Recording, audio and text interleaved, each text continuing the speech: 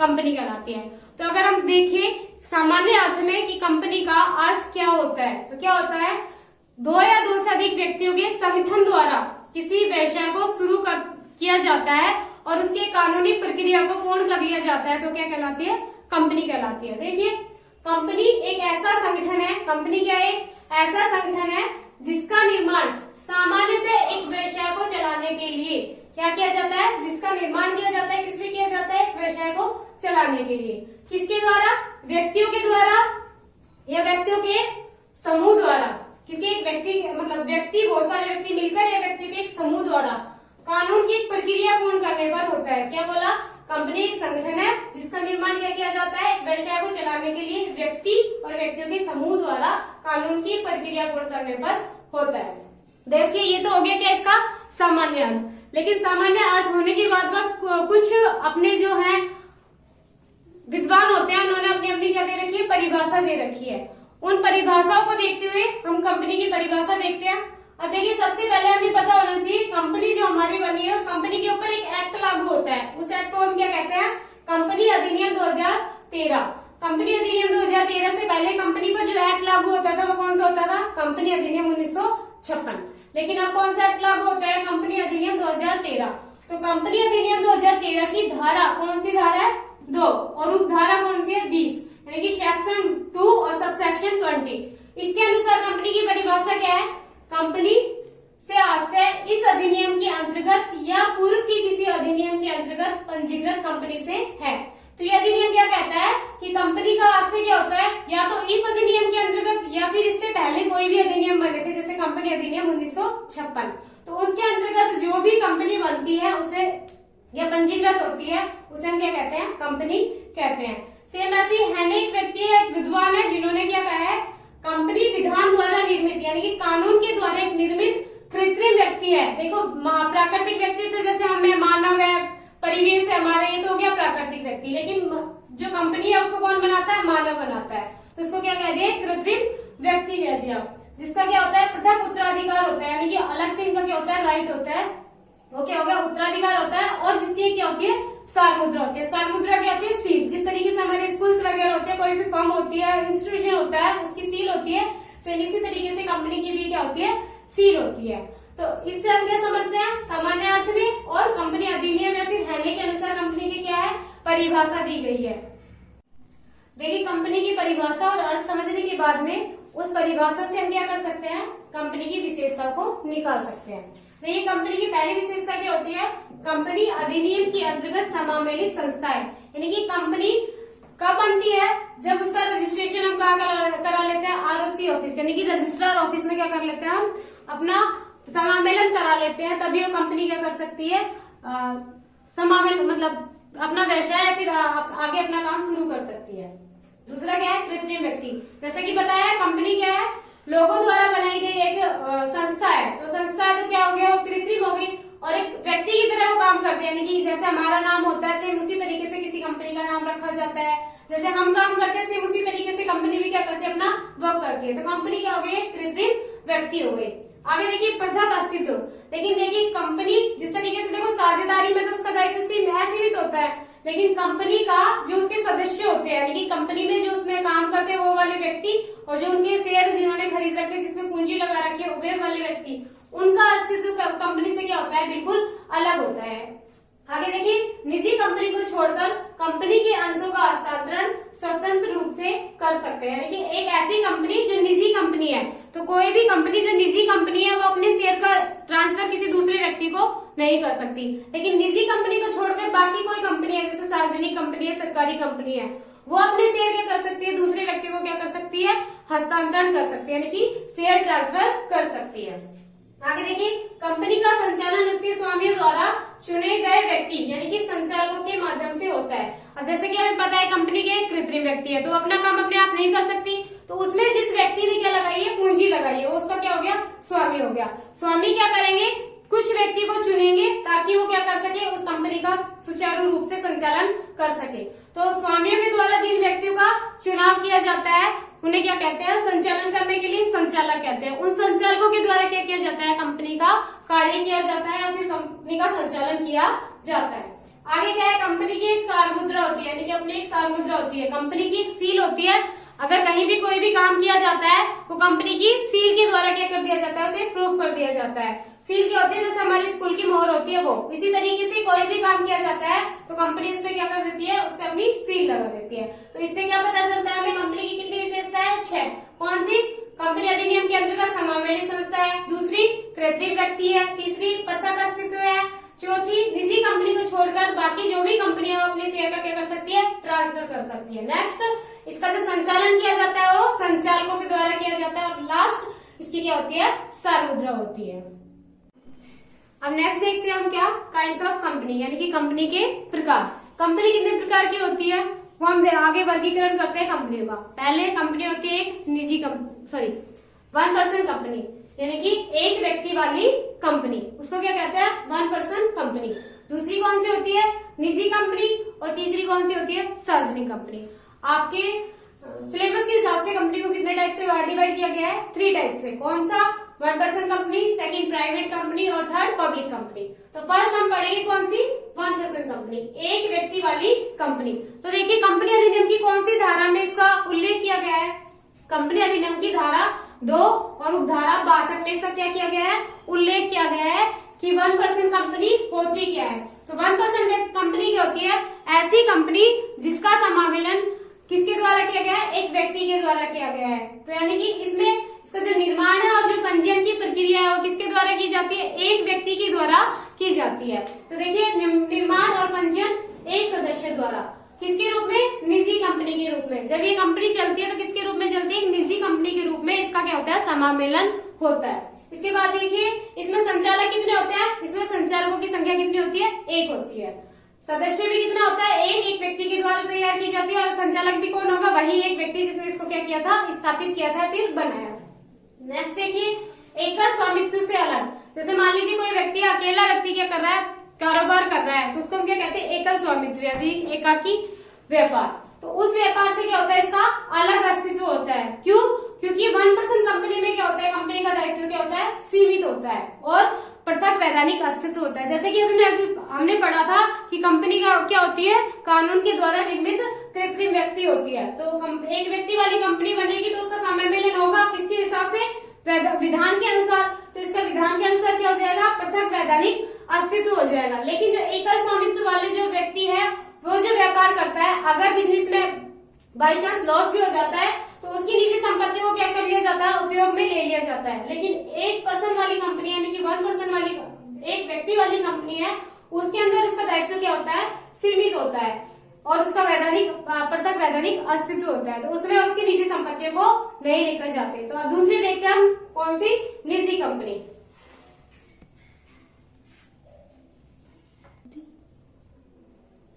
Next देखिए क्या है, निजी कंपनी। निजी कंपनी को क्या कहते हैं, प्राइवेट कंपनी। अब प्राइवेट कंपनी क्या है, कंपनी अधिनियम की 2013 की धारा 268 के अनुसार ऐसी कंपनी जिसकी जो पूंजी है, पेड अप कैपिटल है, 1 लाख या उससे अधिक निर्धारित की गई है, वो कंपनी कौन सी होती है, निजी कंपनी कहलाती है। अब देखिए जिस तरीके से हमारी एक पर्सन वाली कंपनी थी उसमें संचालकों की संख्या या फिर सदस्यों की संख्या कितनी थी, 1 थी। लेकिन जो निजी कंपनी है उसमें सदस्यों की संख्या कितनी होनी चाहिए, कम से कम 2 होनी चाहिए। यानी कि इसका निर्माण और पंजीयन किसके द्वारा किया जाता है, 2 सदस्यों के द्वारा किया जाता है। आगे देखिए इसमें सदस्य संख्या कितनी होनी चाहिए, मिनिमम कितनी होनी चाहिए, 2। यानी कि कम से कम 2 व्यक्ति क्या होने चाहिए इसमें, मतलब काम करने वाले होने चाहिए या स्थापित किए जाते 2 व्यक्तियों के द्वारा। और मैक्सिमम कितने होने चाहिए, 200 यानी कि 200 व्यक्ति इसमें अधिकतम हो सकते हैं, यानी कि सदस्य। और कम से कम कितने सदस्य हो सकते हैं, 2 सदस्य। इसकी पेड अप कैपिटल कितनी होती है, 1 लाख रुपए। आगे देखिए अंशों का निर्गमन, जो निजी कंपनी है वो जनता में अपने अंशों का निर्गमन नहीं कर सकती। एक सार्वजनिक कंपनी अपने शेयर का जो निर्गमन है यानी कि अंशों का जो निर्गमन है वो जनता में कर सकती है। लास्ट में क्या है, जो निजी कंपनी है उन्हें अपने नाम के आगे क्या लिखना पड़ता है, प्राइवेट लिमिटेड वर्ड जोड़ना पड़ता है। तो अगेन ये क्या होती है, जिसका पंजीयन 2 यानी कि 2 सदस्यों द्वारा किया जाता है, जिसमें मिनिमम 2 सदस्य होते हैं और मैक्सिमम 200 सदस्य होते हैं। उसकी पेड अप कैपिटल कितनी होती है, 1 लाख रुपए होती है।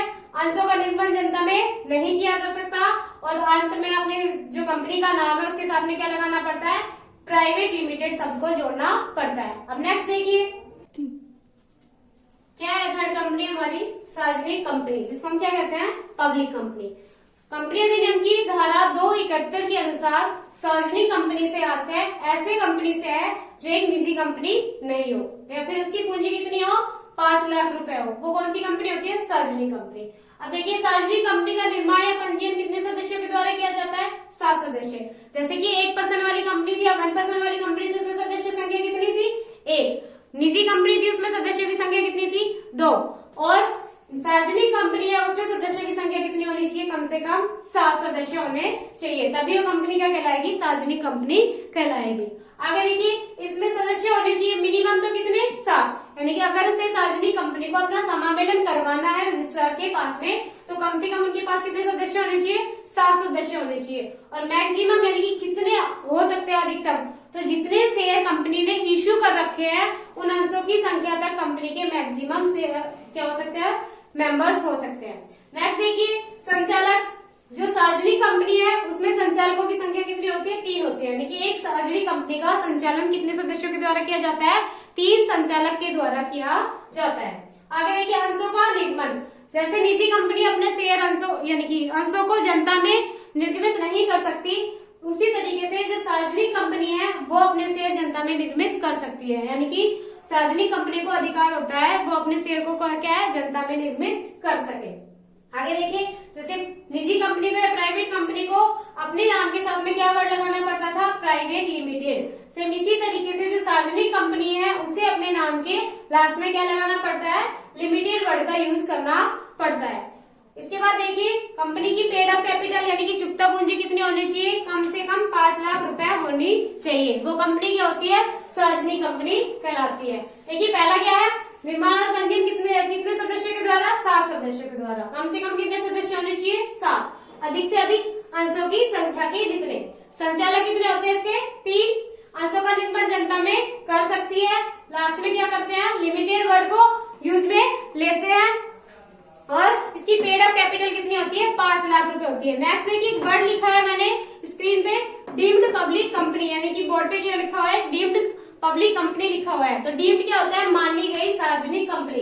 तो मानी गई सार्वजनिक कंपनी क्या होती है एक निजी कंपनी जो किसकी सहायक कंपनी हो सार्वजनिक कंपनी की सहायक वो कंपनी हो, तो वो भी क्या कहलाती है आपकी सार्वजनिक कंपनी कहलाती है। इस तरीके से हमने कितने टाइप कंप्लीट किए हैं कंपनी के 3 टाइप कंप्लीट किया है, पहला 1%, सेकंड प्राइवेट और थर्ड सार्वजनिक कंपनी। ये क्या है आपके कंपनी के टाइप्स है। नेक्स्ट देखिए हम कंपनी को दायित्व के आधार पर भी क्या कर सकते हैं वर्गीकृत कर सकते हैं। तो देखिए दायित्व के आधार पर कंपनी का वर्गीकरण, तो दायित्व के आधार पर कंपनी को कितने पार्ट्स में बांटा गया है 1, 2, 3, 3 पार्ट्स में क्या किया गया है कंपनी को बांटा गया है। पहला क्या है अंशों द्वारा सीमित कंपनी, दूसरा क्या है गारंटी द्वारा सीमित कंपनी, और तीसरा क्या है असीमित कंपनी।